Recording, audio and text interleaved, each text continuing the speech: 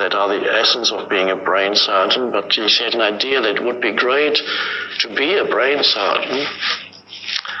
So there was just an idea, there was nothing behind it.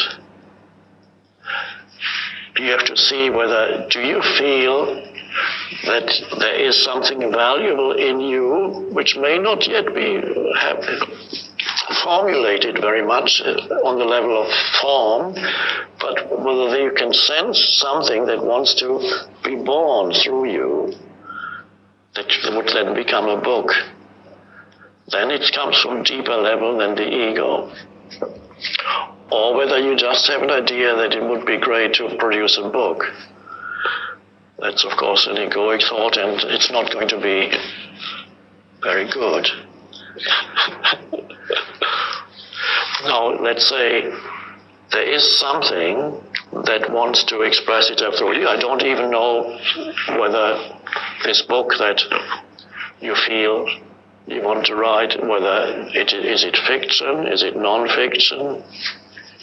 Do you have a story do you feel that these characters already exists in embryonic form somewhere in you, or is there a story, something that already you can feel in embryonic form existing in you?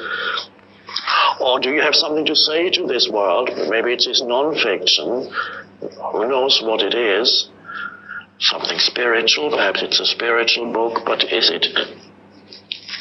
And so if, let's say, there is something that you feel wants to come out through you, and when you sit down, yes, even then you may still find resistance, because there's a momentum to your normal life, and to bring out into form that which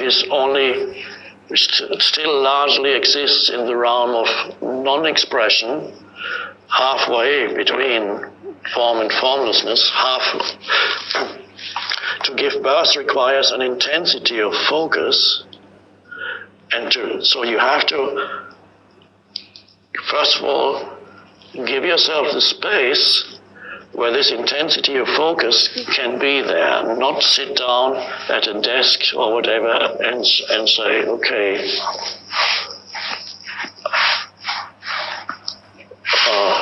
can't think of it, it's not coming out. I'll better have a cup of tea first, and then just go back.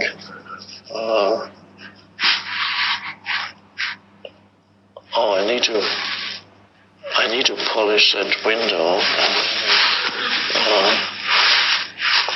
It's not happening today, I can't do it. It won't happen, you are not creating the space.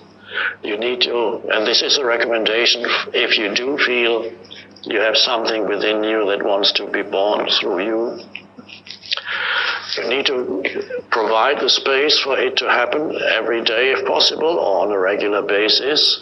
So you have a space of an hour, 2 hours, 3 hours that is set aside for this to come out, to come through you. And then you sit there and you, let's say no writing happens, at least you give the space of 1 hour where you honor that space, and if you only write 3 words, at least that's a start. Maybe 1 sentence within that 1 hour that comes, or 2 sentences, or maybe nothing at all, but it's better to write something, see what comes, whether you can give form to that which wants to come through you. And then gradually a certain momentum builds up as you write a little bit more. And there needs to be total presence and total focus on just that, and an openness. The great thing, the vital thing about the book is you receive it as a kind of inspiration. Then your mind has to give it form. So it's a form and formlessness giving birth.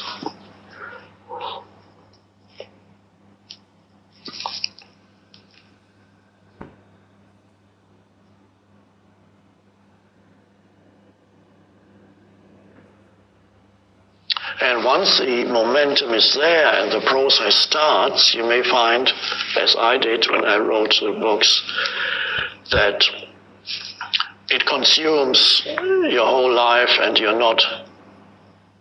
it's hard to do anything else, so it can take up your entire focus of your energy for a while. And there's an intensity there of it. While the creative process happens, there's an intensity of energy that flows into it.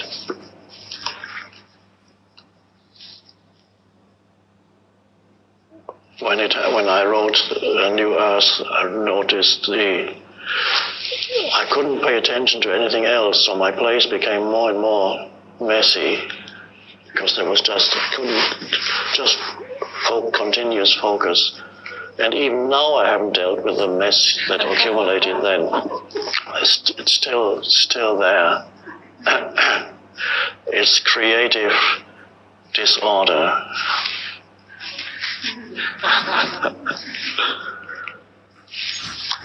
Anybody who wants to create also, don't fall into the error.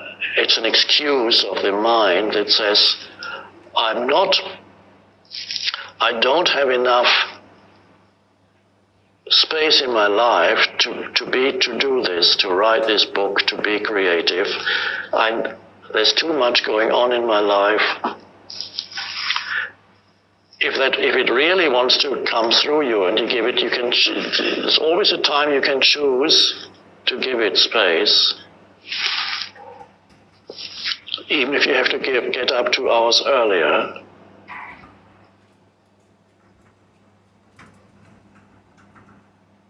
And if the momentum does build up,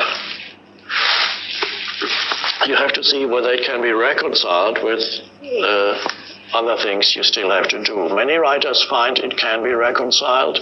I was lucky I didn't have any children to look after. I didn't have a job as such, and so that was very helpful. But I know of great writers who have recently had a dialogue here with Stephen Taylor, who is quite a prolific writer of spiritual books. And he teaches at the university. They have 3 young children to look after. And I believe he told me that he writes mainly early in the morning and late at night when the children are not running around screaming.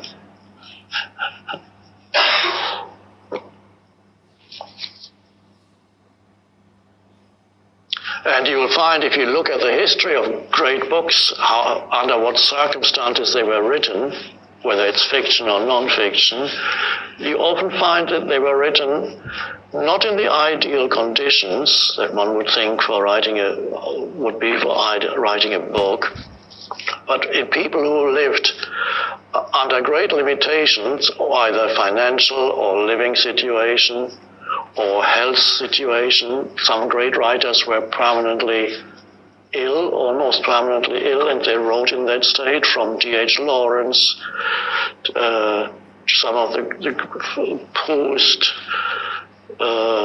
Nietzsche, very good writers, continuously ill, and yet they produced their creative work under extreme limitation.